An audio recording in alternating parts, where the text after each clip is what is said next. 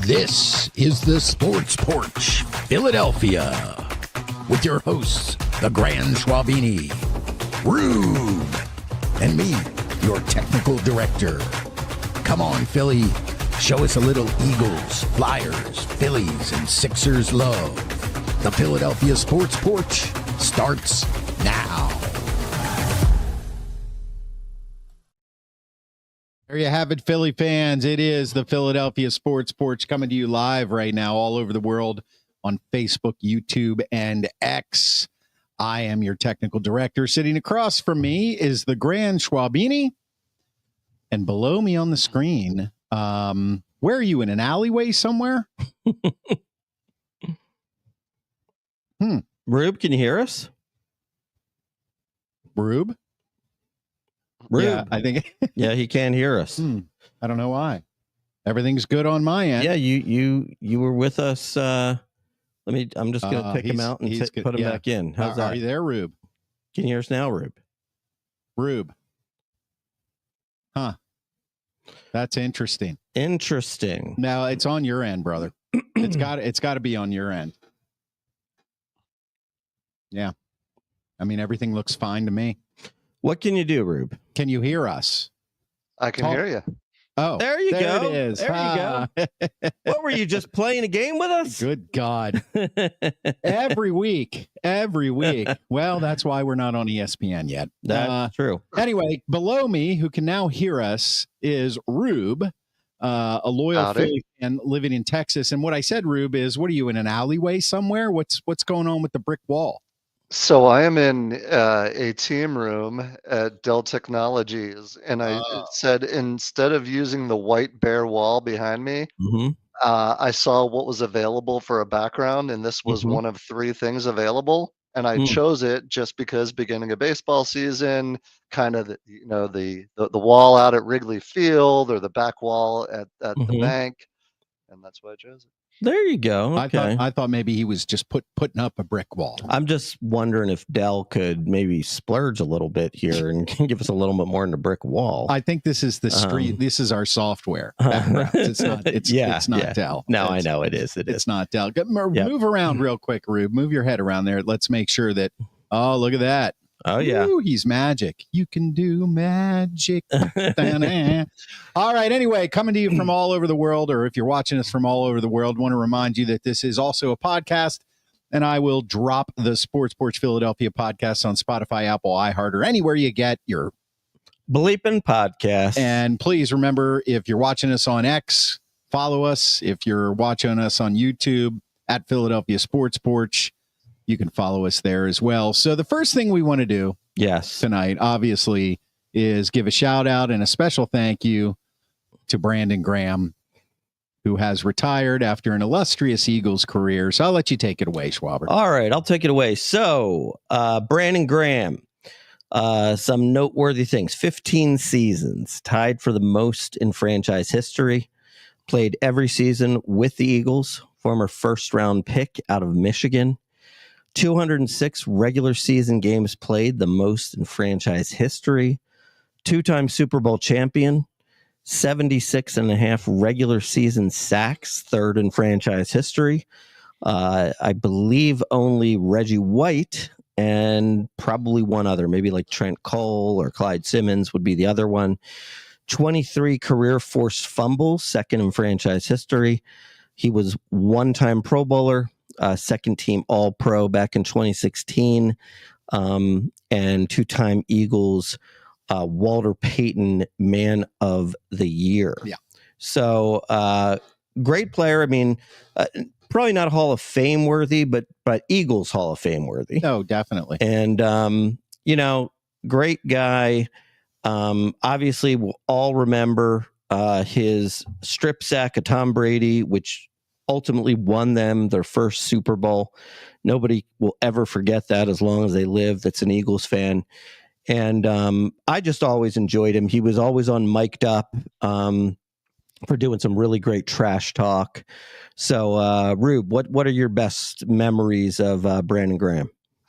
Yeah, so I As a Negadelphian, I remember we wanted to run the guy out of town the first few seasons. Sure. And so I give him a ton of credit for being resilient and figuring out how to make it work in this market rather than just giving up. I don't know, man. I think could be Hall of Fame worthy. 2 Super Bowls, 15 years, number of sacks. Definitely agree, a Wall of Famer. I don't know. I think you probably need to get over 100 sacks unless you're a defensive tackle. Yeah, but it's getting easier to make the Hall of Fame. That bubble seems to be getting a little larger. The guys on WIP the other week, or WY, whatever they call it these days in Philly, they said, "Hey, is Brandon Graham on your Mount Rushmore of all-time Eagles?" And all 3 of them agreed that it was 100% yes. Well, I would say that's only if you're going modern era. Well, they did modern era and overtime. Like this one guy had Bednarik, Van Buren, Reggie White, and Brandon Graham. I don't know. No, I mean, look, Bednarik and Van Buren, they're the 2 old ones. Those are correct. Reggie White, I'll put him in there just because he played half his career with the Eagles. I don't really see him as an Eagle, though. I see him more as a Packer because he won the Super Bowl with the Packers. But let's just put him in there because he's the best at his position of all time. I'm putting Brian Dawkins in over Brandon Graham. A lot of people had Dawkins. Yeah, the other 2 guys had Dawkins. They had Kelsey, but they replaced Kelsey this year with Brandon Graham because he had more Super Bowls. Well, but Kelsey also made like 6 Pro Bowls. Brandon Graham made 1. Kelsey was the best at his position probably for 10 years. Yeah, I think that's a fair statement. So, but I mean, listen, he's up there. He's up there, though. Yeah. Without him and without CJ GJ, who the hell is going to talk trash this year? I'm sure somebody will step up. I have a feeling that Jalen Carter talks trash. Yeah. Usually something probably is said either before or after smacking Patrick Mahomes in the face. Yeah, I'm pretty sure of that too. Yeah, I don't think they're going to have it. They're going to lack anybody that's going to step into those shoes at all. Yeah. But I don't know. I mean, now coming from as originally not an Eagles fan, I would put a guy like Randall Cunningham on the Mount Rushmore because I recently, for some reason, I think maybe it's just coming up in my TikTok feed more and more. I've been watching, his old plays, and he was the guy. He was the trailblazer. He was for today's quarterbacks. I mean, he changed the game, and he was ahead of his time. Yeah, really. And not only was he ahead of his time, but being able to go back and watch it now, with a little perspective, he was incredible. I mean, it was like, how did this guy not win a Super Bowl? Right. I mean, the throws that he could make, the runs, avoiding the rush.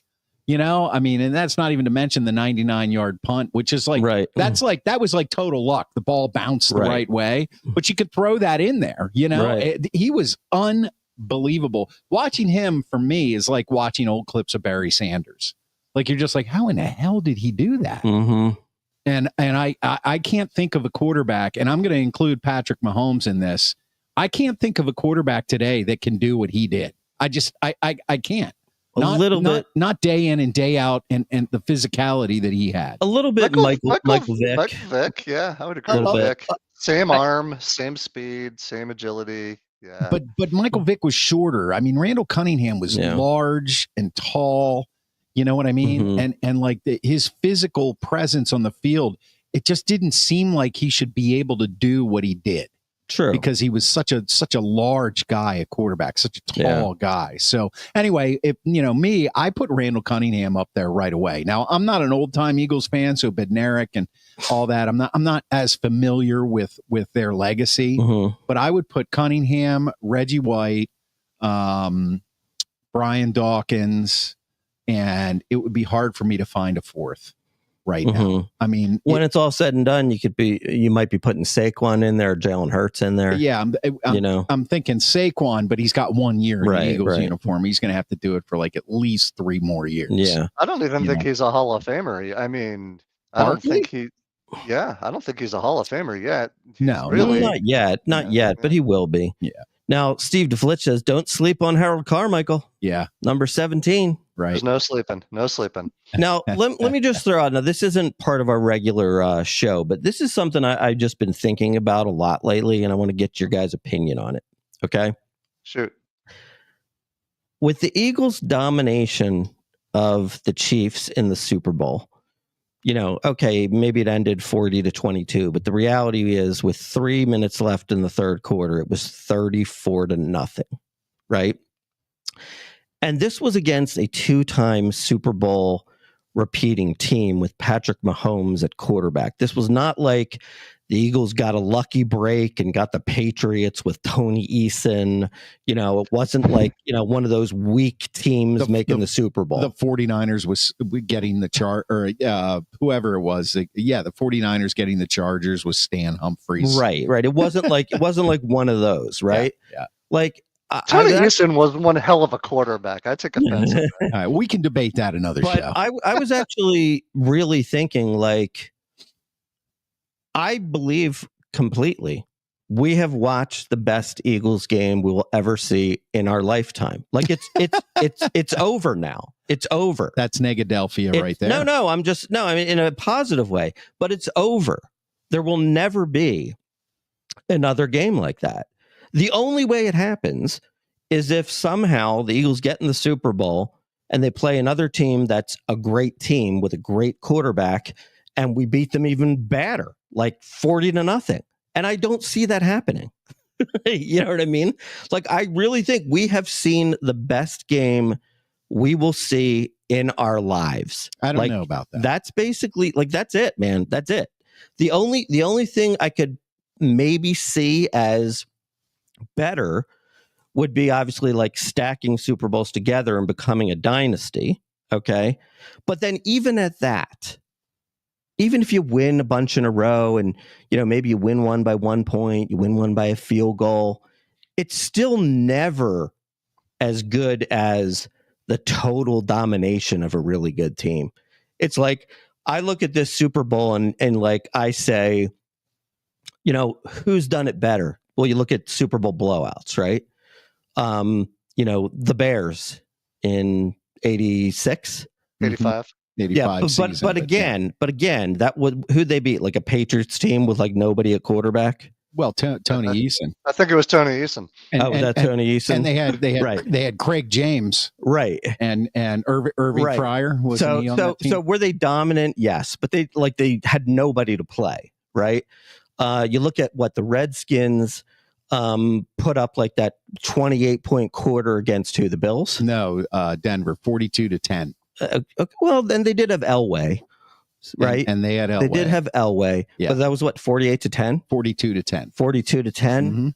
Mm-hmm. Like you've got that, like. And that was Doug Williams, who didn't start most of the year and didn't start until the playoffs and actually got hurt in the game. Yeah. But like, okay, I've now named 3 Super Bowls. Are there any more like that? It's funny. I now I'm starting to rethink like the Super Bowls where I watched the Redskins win. So I watched that 42-10 game. Mm-hmm. And then I watched Ripien beat the Bills. They beat them. It was a blowout, but it got a little. But that was probably the best game I ever watched. Timmy Smith ran for 200 yards. Mm-hmm. He was basically told right before the game, "You're the guy." And he goes out in the Super Bowl. So yeah, you might be right, but it really isn't it about just winning the Super Bowl? To me, every Super Bowl win is kind of like up there with the greatest game you watch for your team, because no matter how they win it, it's almost in a way more. It's more satisfying that they completely dominated the whole game. Right. But if you think about it, you go back to that first New England Super Bowl over Kurt Warner and the Rams, who were supposed to go in there and it was rip like them to shreds. Yeah, just Adam Vinatieri at the last second, they win the Super Bowl. Right. I mean, that would go down. Now, after it's all over, it's like that's the greatest game I ever saw if I was a Patriots fan. Right. But here's the thing. Like, this is what I'm saying. So when the first one, when the Eagles beat the Patriots and Tom Brady, and yeah, it's an amazing story. I mean, backup quarterback Nick Foles, journeyman, beats Tom Brady, the greatest of all time. I'll tell you what, they had the Super Bowl on ESPN recently, and I'm watching. I watched the fourth quarter of that game, and honest to goodness, man, I have no idea how we won that game. I mean, we got Nick Foles throwing to Nelson Aguilar and Tony Smith, right? Torrey Smith, right? I mean, our running back is like Corey Clement and Jay Ajayi. Yeah. I mean, I remember that. I mean, it's really totally insane that they won that Super Bowl. And so as I watched that Super Bowl and had it to compare it to this one, I'm like, that was a total fluke. That was a fluke, man. But the fact, they caught lightning in a bottle, sure. Right. But doesn't that kind of at that time make that the greatest game you had ever seen? Yeah, but until this, right? So until this, maybe there's another one coming. Well, so I will jump in and let me get. So here's where I'm going to jump in. Right after that game, the same phrase kept coming to my lips, which was, I've been waiting 54 years. I know you older guys who are now 55. Yeah, can't say this. I've been waiting 54 years to see a game like that. Complete domination in the biggest game of them all, where I didn't have to worry about a thing, and it couldn't have gone any better. So to your point, I kind of agree with you, Mark. I think it was, I had to wait, we had to wait 54 years to get a game with all of those things where we could just sit back, relax, and just enjoy and soak in every second of it. And we were clearly the best team in football by a long shot. So it's going to be tough to replicate that. Yeah. And so what I was kind of getting to with that is it's like everything from here is just really gravy, because I feel like we've already experienced the best that we can experience. And you hope that's not, unless we become, to your point, unless we can win a couple in a row, I think that would be kind of cool to see that. But in terms of the game, yeah, it's going to be tough to replicate that one. So in other words, I'm sitting here with two lifelong Eagles fans on a Philly sports show that we do every week, and you're telling me it's really not worth talking about anymore. We're never going to achieve the greatness we achieved. It is, but no, you're going to negative town. I think it's just, it was such a great win. It will be hard to replicate, but have no fear. 1 year after this, let's say we don't win the Super Bowl next year, right? Then we'll be right back at it. I just want to get back. I just want to get back again. I want to taste it again. Here's something Steve says I thoroughly disagree with, and I'm sure you guys will too. If you beat Dallas in the NFC Championship game and beat them 42-0, that would be as good. Well, no, it's not the Super Bowl. I mean, it would be sweet. Yeah. It would be great to beat the ever-loving shit out of them. Although Dallas even being in that game would be kind of a win for Dallas. Yeah, right. Here's what's even in that game. As competitive folks as I know the three of us are, sometimes it just gives me as much joy to see Dallas lose than it does to watch the Eagles win. Yeah, and I think part of it is I've lived in Texas for 26 years, and I'm just so tired of seeing the Cowboy stars and the Cowboy this. And honestly, they haven't done anything since my kids have been born. And before that. I think Rob's new name should be Deep Throat. What does that mean? He's our spy in Dallas territory. He's our spy. I'd like to not be that. You don't want to be Deep Throat? You don't like Deep Throat? So Rube, if you had to go undercover, what Dallas Cowboy jersey would you wear? Jason Witten? Witten, because he was a Tennessee Volunteer. Yeah, no, there you go. He should wear Deion Sanders. Yeah, Sanders. I like Jason Witten. That's a good one. We burned a lot of time here on the sports porch. We do have things to talk about. We got to get the team better next year. Yes, so we're going to have to move through these. So we've got draft picks to think about here. Page 1 tonight is mock draft number 1 pick grades. Page 2, we're going to talk a little Phillies opening days right around the corner. Page 3, we'll pay homage to March Madness. And page 4, the Grand Schwabini has something he's watching. So let's go with page 1. Eagles mock draft, number 1 pick grades. We're going to go over 7 players linked to the Eagles. I'm going to apologize ahead of time. I put everything in, put it in order. Once in a while, our software moves it around. Put somebody up, and I'll give you a little blurb about them, and then you tell me if you want this pick. Okay. I think I've got him in the right order. Yeah. Okay. This guy right here. This is Walter Nolan, defensive tackle, Mississippi.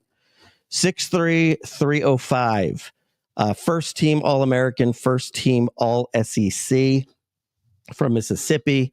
Finalist for the Outland Trophy, which is the nation's best offensive lineman / defensive lineman.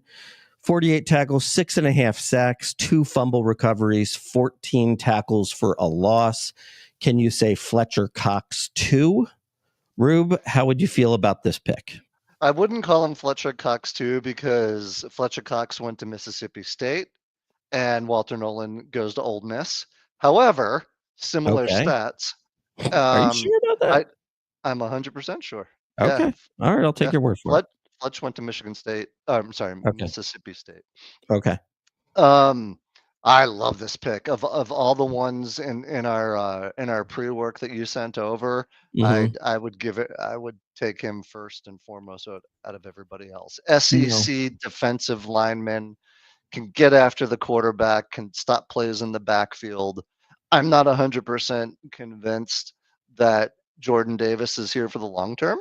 So I think you bring in another guy from a reputable league that has dominated against, future pros. No doubt about it. I would love the pick. I'm afraid we're not going to. Yeah, just so you know, I mean, I've seen this guy mock picked anywhere from about 15 to 32. So he might not be there. One, I looked at a number of different mocks. One had him being selected by the Eagles at 32. Another had the Eagles trading up to 26 to get him. So I think he's going to be tough to get, but yeah. I agree. It would be a good get if we could get him. I'm gonna blanket this. Yeah. All of these picks so we can so we can speed through them for you guys more, just by saying that I think the Eagles should draft a defensive tackle with their first pick. Everything starts with the line with these guys. The line is where they're kind of, they lost some guys, and I think that's the smart move by them. So we're moving on to the next guy. This is Donovan Ezeruaku. Nice. Edge. Good job. Edge from Boston College. 6'2.5", 248. He won the Ted Hendricks Award as the top defensive end. He was the ACC Defensive Player of the Year. He was a team captain. 16.5 sacks, 20.5 tackles for loss, 3 forced fumbles, 80 tackles. I can't really find anything I don't like so far. Rube, what do you think? The only thing I like better about him than perhaps Nolan is he's an end and not another defensive tackle. And I'm worried about who's going to get after the quarterback, not who's going to stop the run. So I like that. However, it's Boston College, and I have bad taste in my mouth from Mike Mamula. So I'm going to pass. Thank you very much. Now, remember, didn't the good receiver from Zay Flowers, didn't he go to Boston College? Nobody cares. Yeah. Nobody cares. Boston College, nobody cares. Yeah, well, that is true. I mean, obviously, it's not the SEC. It's not the SEC, but his numbers are pretty big. And I will say this, of all the mocks that I probably looked at about 15. He was probably the most common selection that I saw. Okay. Defensive end. All right. Now, this guy here, do you know who this is, Rube? The safety for Notre Watts? Dame? Yeah, Watts. Yeah, that is Xavier Watts. And I'll tell you what, I wasn't really too sure about him. And then I saw his statistics and I was like, ooh, I like this guy here. He's 6 foot. He's 204, 83 tackles. He had 6 interceptions this year. He had 7 interceptions last year. He had 2 forced fumbles, of which he recovered both of them. He had 13 passes knocked down, and he also had one of his interceptions was a 100-yard return touchdown. So this guy is a playmaker out of Notre Dame. Rube, your thoughts? So Xavier Watts, they're going to call Notre Dame like safety U, like they call Penn State linebacker U, right? Kyle Hamilton was the last big pick that came out of there, and he's been one heck of a pro. He's got to stay healthy. I just don't think Howie's going to use his first pick on a safety. He's going to pick on one of the lines of scrimmage. Although we'll love to see him, but the other thing that I've heard is that especially the defensive line, is loaded this draft. So maybe they figure they can get more value with the other 100 picks that we have through the first 5 rounds. Yeah, I mean, look, unfortunately, I mean, we can't rule out that they might trade out of the first round. No, you can't. They might get 2 2s, and then maybe they take a guy like this in the second round. If it's an early second round pick. Yeah. Alrighty. So hey, need a safety to back up Reed and to replace CJ. But I think so. Here's the next safety. This is Malachi Starks, safety out of Georgia. He's 6'1", 197, 77 tackles last year, 4 tackles for a loss. In the last 2 years, 4 interceptions, 10 passes defended. Second team All-American, second team All-SEC, finalist for the Jim Thorpe Award. I've seen a number of mocks picking this guy, obviously the Georgia Dog connection. Rob, what would you think about Malachi Starks? I think it's enough already with the Georgia stuff. But hell of a player. I don't think he's going to be available by the time we pick. Yeah, I don't think. But again, I'd rank him behind the defensive end and the defensive line. Okay, all right, fair enough. Okay, now this here is Shamar Stewart. He's an edge out of Texas A&M, 6'5", 267, third team All-SEC. 35 tackles, 5.5 tackles for a loss, 1 forced fumble, 2 pass breakups, just 1.5 sacks last year. But for some reason, I'm guessing I see this guy all over the first round from like 20 to 32. I'm guessing with only 1.5 sacks, he probably had a great combine. So he's got the look. He looks like someone you would want on your team. But I think from everything that I've heard, and we hear a lot about A&M down here, he's really underperformed, underdelivered. Really? So looks the part, kind of like a LeVar Arrington, looks the part, but just there's concern that he's not going to be able to deliver. So he's a perfect draft pick for the Dallas Cowboys. Yeah, I say we pass on him. Yeah. Okay, now first off, I have to tell you, he looks this guy is in desperate need of changing his name. Yeah, I was thinking that when I was like, who names their child Jihad? Jihad Campbell? Are you serious? How was the name not changed already? This is insanity. You don't want to be thinking about destroying, blowing up buildings when you're talking about your player's name. But anyway, aside from the fact that his name is rooted in terrorism, he is a damn good player. So he's a linebacker / edge out of Alabama, 6'3", 235, first team All-SEC, led the team with 117 tackles, 11.5 tackles for a loss, 5.5 sacks, an interception, and 2 pass breakups. So this is kind of like your do-everything linebacker, kind of like a Zach Bond. What's your thoughts on Jihad? I don't think the player. I first want to say with the opinions shared by the Grand Schwabini do not necessarily reflect all of the hosts of this show. Thank God Rube's here. Yeah. Listen, you can't go wrong. Yeah, I see this guy getting, I see him mock drafts like in top 15. Have you? I've seen him anywhere from like 15 to 30. You can't go wrong with picking a defender from Alabama. Well-schooled, SEC, has played for great coaches. You don't see very many guys from Alabama flop in the NFL. So, I mean, in absence of the defensive end and the defensive tackle, I think he would be my next choice of those offered on today's show. Okay. All right. Now we got one more for you here. And this one might ring true to Rube's heart as he got his MBA from the University of Tennessee in Knoxville. This is James Pierce Jr., edge from Tennessee, 6'5", 245, led the team with 13 tackles for a loss, 7.5 sacks, had 9.5 sacks the year prior, forced 3 fumbles, also picked up a fumble and ran 52 yards for a touchdown, a pass breakup, and first team all SEC.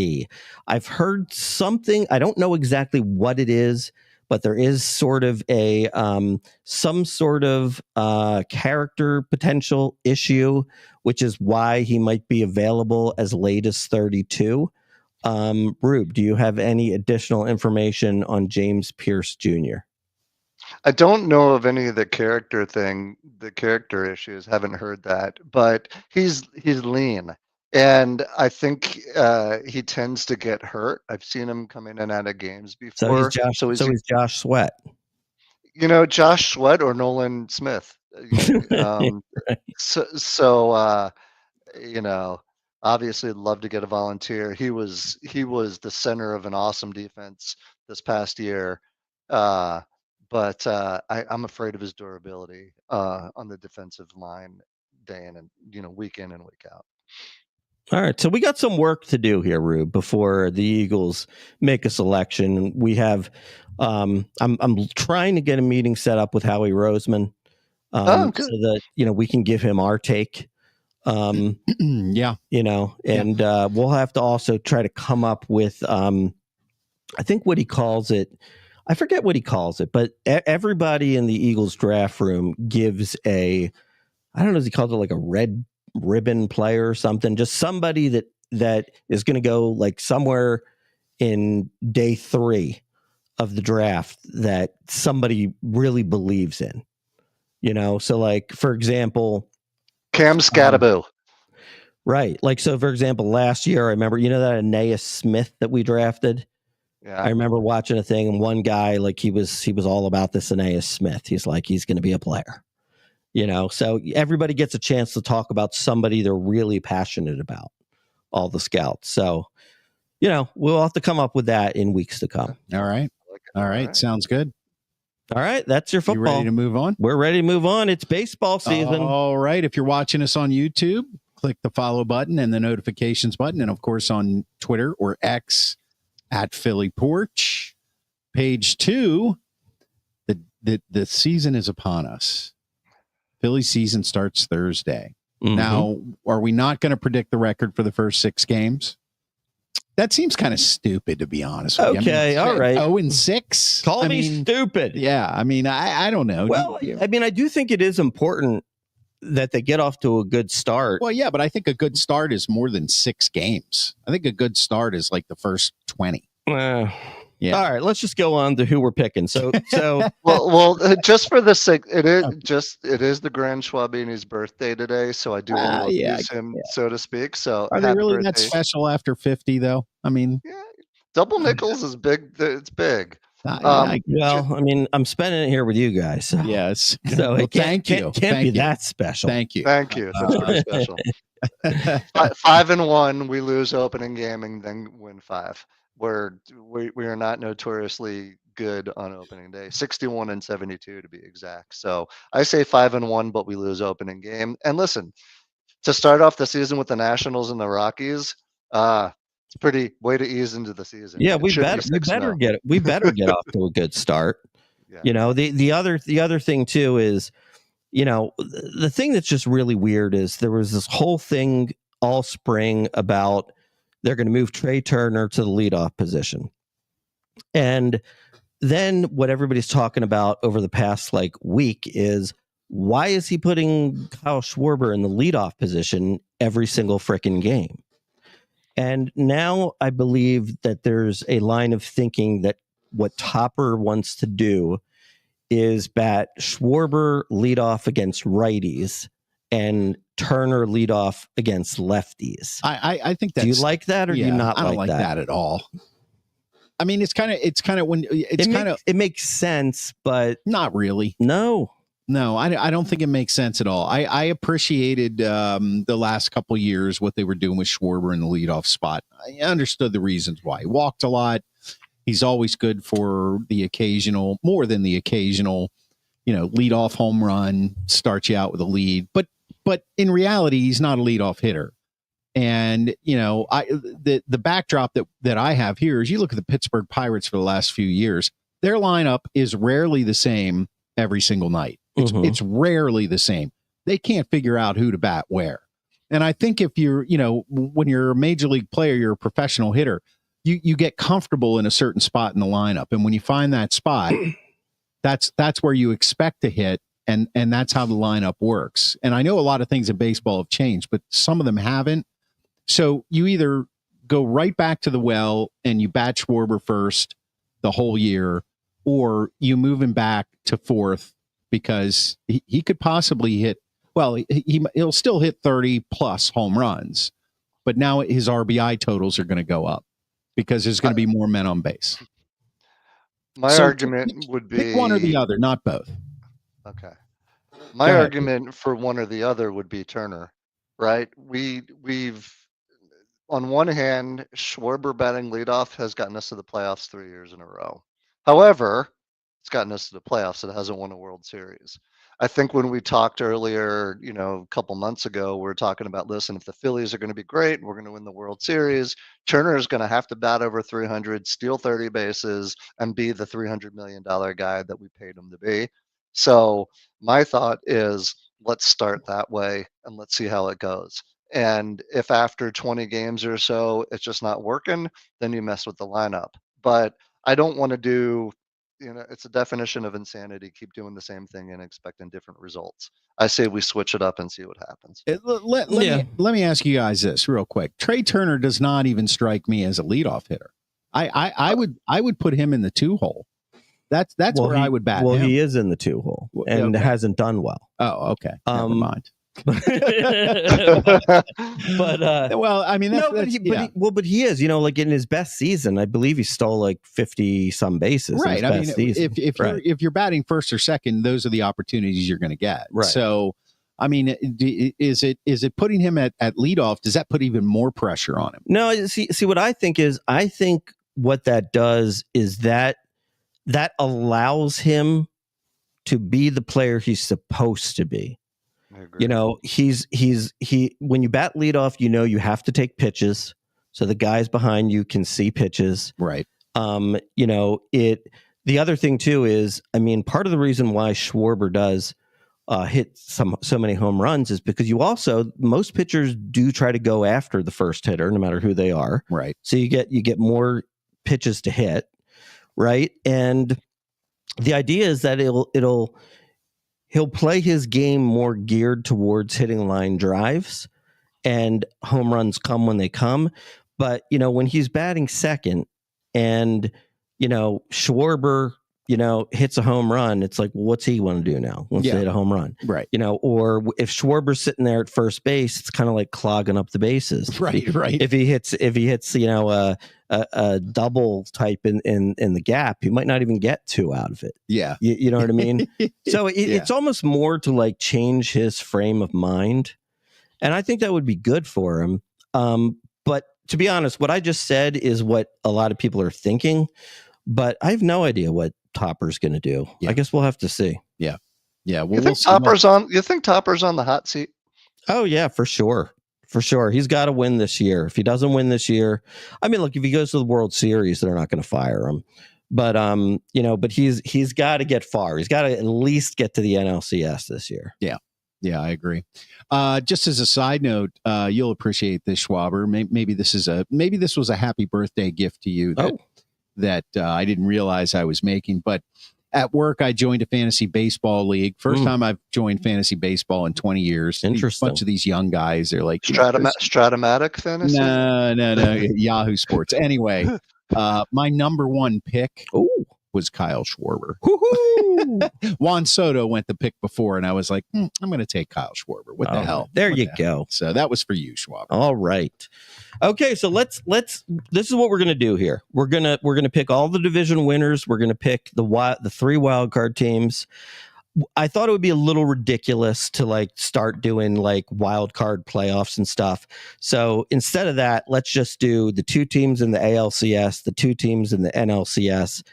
Who's going to be in the World Series and who the winner is. Does that make sense? Ooh, Ooh, okay. I was only prepared for division winners and wild cards, but I can make it up as I go along. Okay, so let's start out in the AL East.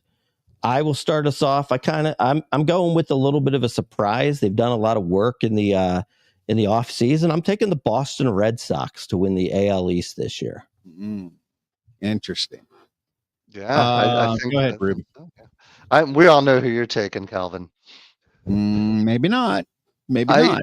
I'm gonna trump your Boston Red Sox, and I'm saying the Toronto Blue Jays will finally break through and win. Wow. Oh no, that's a really bad pick, Rube. Yeah. Now we'll have to play this back at some point. Yeah. Please do. We'll finally break through. Finally means they just never do. Okay, so yeah, that's right. That's right. So, what's interesting is I watched The Comeback on Netflix. Have you seen that? It's about the 2004 Red Sox that came back from the 0-3 deficit against the Yankees. Yeah. I almost became a Red Sox fan watching it. Wow. It was really good. Seriously. It's worth watching. Mm-hmm. You're going to go Yankees. I hate to say this, Garrett Cole's not pitching for them, but they added a couple pieces. They've got a murderous lineup. I mean, they lost Soto. They did lose Soto. Should I pencil them in? I so desperately want to go with my Orioles, but their starting pitching is just not up to par. I'm going to go with the Yankees. Okay. If the goal is to be right and not hope is the memory of hope is the memory of the future. I heard that on something. All right. I don't understand what that means. Yeah, I'm pat off track right now. All right. Yankees. Okay. AL Central. I am taking those Cleveland Guardians to guard the world. Mm-hmm. I will take, as my father used to call them, the Tigers. The Detroit Tigers. Oh, boy, the Tigers. Mm-hmm. Okay. Mm-hmm. And Chris? I'm going to go with the Twins. The Twins. I'm going with the Twins. So you know what this basically just tells you? This division, nobody's got a goddamn clue. I mean, I think the Guardians are probably the better team, but the Twins, they're solid. Okay. They're solid. They pop up every now and then. They do. All right, we got the AL West. I'm just going to keep it simple, and I'm going to keep riding the gravy train with the Houston Astros. I will take the other team in Texas, the Texas Rangers. The Rangers, okay. All right. Seattle has been trying so hard to break through. Oh, boy, there's that word again. Seattle going to be your Toronto?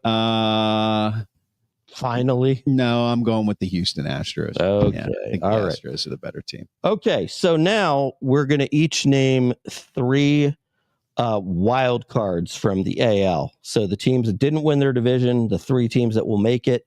I have got the New York Yankees, the Texas Rangers, and the Baltimore Orioles. I have the Baltimore Orioles, the Boston Red Sox, and the Cleveland Guardians. Interesting. Okay. Yeah, I'm going Orioles, Red Sox, and Rangers. Wow, a lot of the same stuff. Yeah. All right, so we go to the NL. And in the NL, we have the NL East. I, unfortunately, am taking the Atlanta Braves to come back with Spencer Strider and win the regular season like they often do. And that Ronald Acuna Jr. I will take the Philadelphia Phillies. All right. Due to their pitching staff, and they're going to score runs. So give me the Philadelphia Phillies. I got to go with the Braves. The Braves. I got to go with the Braves. I hate saying that, but I do. Okay. The NL Central. This is kind of your dumpster dive division. Yeah. I will just continue to assume that Milwaukee will come out ahead. Yeah. Because who else will? So I'll go Milwaukee Brewers. Give me those Chicago Cubs and Kyle Tucker. Really? Okay. Yeah, I'll tell you, the Cubs, they're a better team than they've played the last few years. I think it's going to be hard for Milwaukee to do it, again. I like the Reds. The Reds. Yeah, I like the Reds out of this division. I thought Terry about Francona. Terry Francona. Yeah. Come on. Yeah. I thought about the Reds. Yeah. Okay. NL West for me, it's hard to go with anybody but LA. Dodgers. Yeah, I mean, they're already off to a 2-0 start. They will continue to buy pennants. Blazing ahead. Yes, I'm going with the Dodgers. Okay, so my 3 wild cards, I have got the Philadelphia Phillies, the New York Mets, and the Arizona Diamondbacks. Rube, who do you got? I have the same Arizona Diamondbacks and the Mets and the Braves. Okay. Oh, you think the Phillies aren't even going to make the postseason? No, he hasn't winning the division. Oh, never mind. Yes, my fault. Follow along. Okay, I'm going with the Phillies,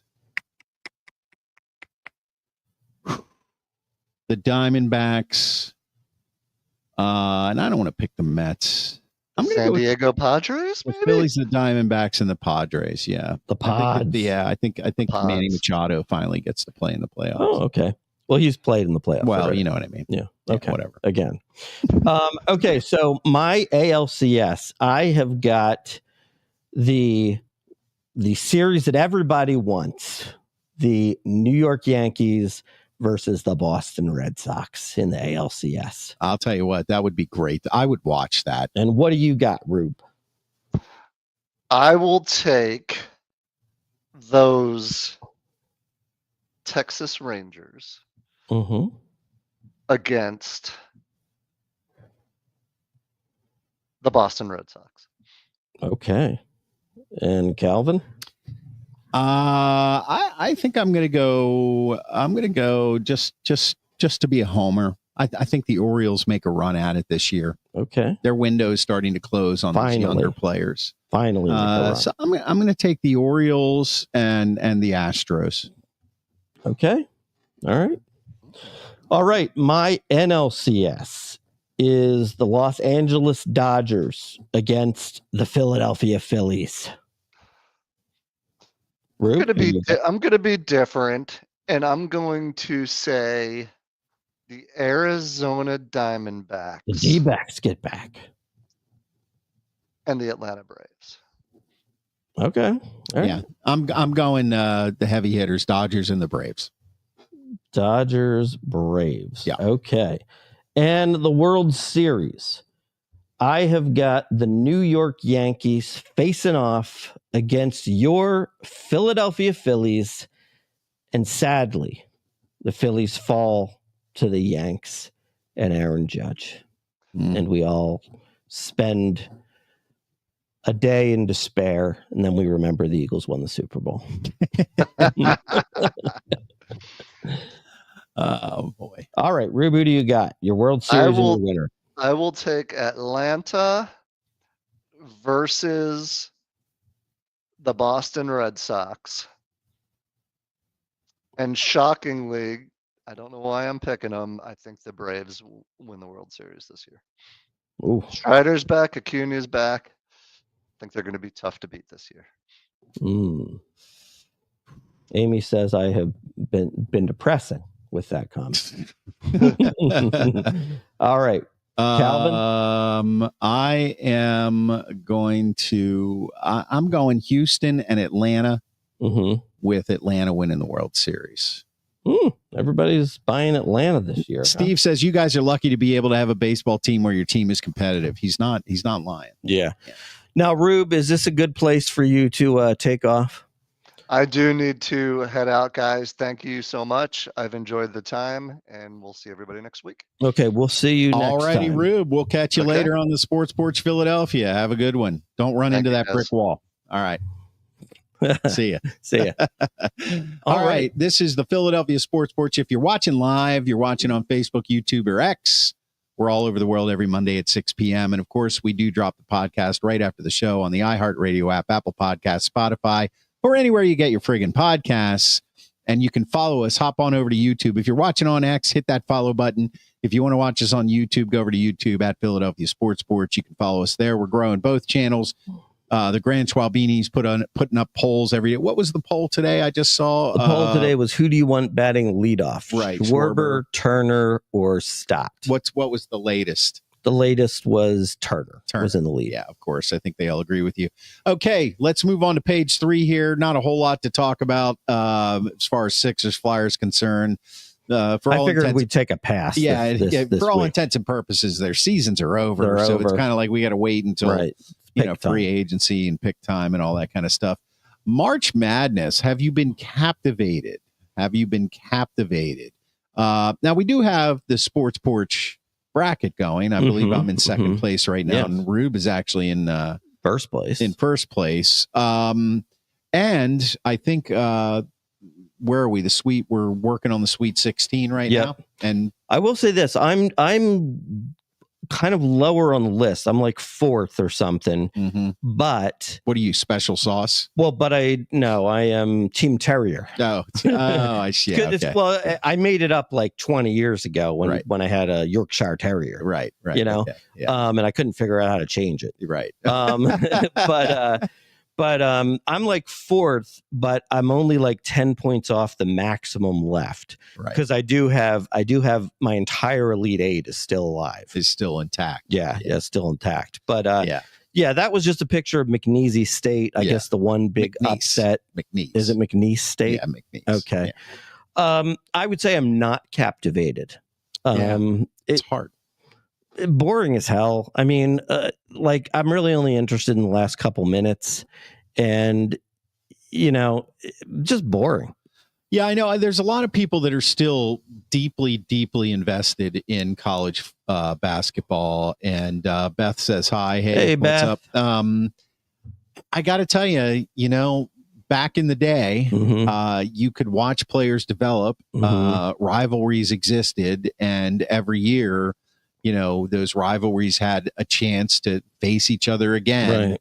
Now with NIL and the transfer portal, it's kind of like you never know if 4 of the 5 starters are going to be the 4 of the 5 starters next year. And for me as a fan, I think college basketball was always incredibly fun to watch. Now it's just, it's starting to move towards, NBA style offenses and, running up and down the floor. And these guys are just using it as launching pads to hopefully get in the NBA draft. So it's hard as a person who is now well beyond those years to really invest in a team to root for them. Right. So I'll be watching for sure. Probably the Final Four, right? Maybe depending on who's in the national championship game, maybe. But leading up to it, it's kind of like, the other thing too is part of the fun of the tournament, and the charm of the tournament is that the underdogs have a chance to win, and they really do. Yeah. But I would say that I think has actually pulled back considerably. And I think, again, it's the NIL that does that damage. Yeah. Like, so for example, let's say you have a team that's, maybe they're not, a total underdog. Like take a team like Drake, right? Right. Like, so Drake's in the tournament. Maybe they're like an 11 seed. Maybe they win that first round. They lose in the second round, right? Well, guess what? You think the best player on Drake wants to play for Drake next year? Well, in the past, he would have to. But now he might leave. Maybe Duke's looking at him. Yeah. You know what I mean? I just think it's so they actually have a chance to get worse next year. It's kind of the way I look at it. Yeah. And I like I've said in the past, this NIL situation, these players, they deserve to get paid for their likeness. For their work. Many of them do get paid from the sense they get full rides. They do get all kinds of benefits that are free. Mm-hmm. But on top of that, I get it, but I just think they put this thing together. I don't know. I don't know what the process was in putting it together. How many meetings, board meetings, let's do it this way. but I just think they screwed it all up. Yeah, they didn't. They just didn't think about the ramifications of how it would affect the game. Right. And, so if I'm a Duke alum, I'm always going to be invested in Duke. Right. But if I'm a random fan, of which for college basketball, there were millions and there still are millions and millions, but it's really hard for me to be invested in anyone. Right. And watch it. So I agree with you. So, that being said, it is March Madness. Some consider it the best time of year. We consider it a fill-in. Right. So, all right, our next item here on the porch page for what we're watching. I'm going to intro this since it's your birthday. All right. And you are the one who's going to tell us what you're watching. So this is our way of giving back to you, our fans. And the way we do that is this. There are literally thousands of places you can stream videos, television shows, movies, documentaries, just about anything you want. And it's really hard to decide what to watch and what not to watch. And there are times where you go to bed and you just realize, I just watched 45 minutes of trailers. That would be horrible. And I can't find a damn thing. And that's very depressing. Been there. And there are times where you watch 25 minutes of something and you realize this is the worst thing I've ever seen.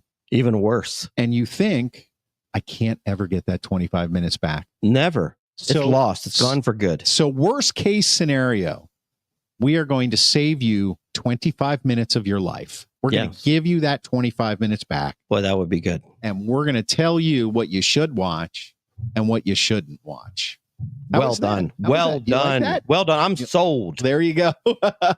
So Schwab, the Grant Schwabini has completed watching something called La Palma. All right. I'm interested in this. I don't know much about it. So I want to hear your review here. Okay. So this La Palma on Netflix, right? On Netflix, is about an island that is facing a volcanic eruption, right? Which is then going to result in a tsunami. And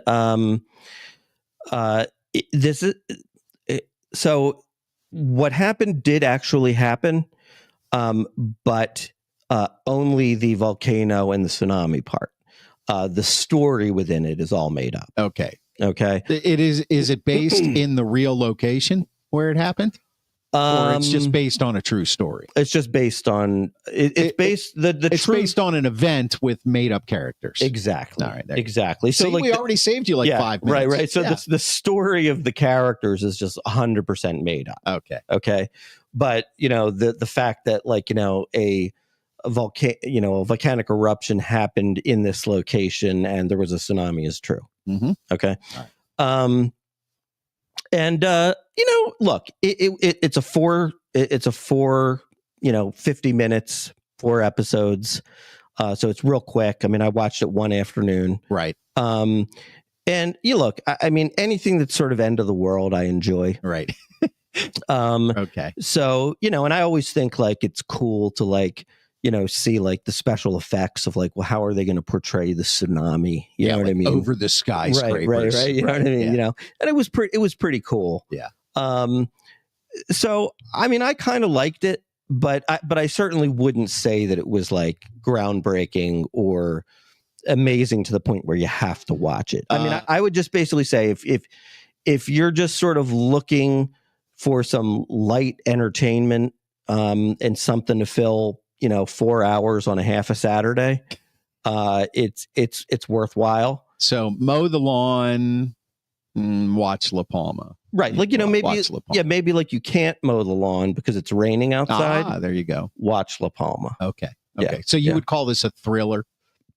I'd call it a thriller. I mean, I'd say like if we were doing stars, I'd say it's 3 out of 5. Okay. Sex? There is a little bit of sex, not enough to really say watch it for the sex. All right, it's off my list. It's a little more like what they do is they kind of ask about sex. like what they do, they kind of follow a family. They follow a family that goes to this resort every year on vacation, and all kinds of things are going badly in the family. But, hey, we can all survive a tsunami together. Yeah, right. Things are looking better. There you go. All right. So Grant Schwabini recommends La Palma on Netflix as a rainy Saturday afternoon. Filibuster. Waste the day. Waste the day watching it. All right. Well, listen, I think that wraps it up. And next week, 6 p.m. Eastern time, we will be back. We will see you then and there. That's right. You've been watching the Sports Philadelphia all over the world on Facebook, YouTube, and X. I'm your technical director for the Grant Schwabini. I am out. Go Birds!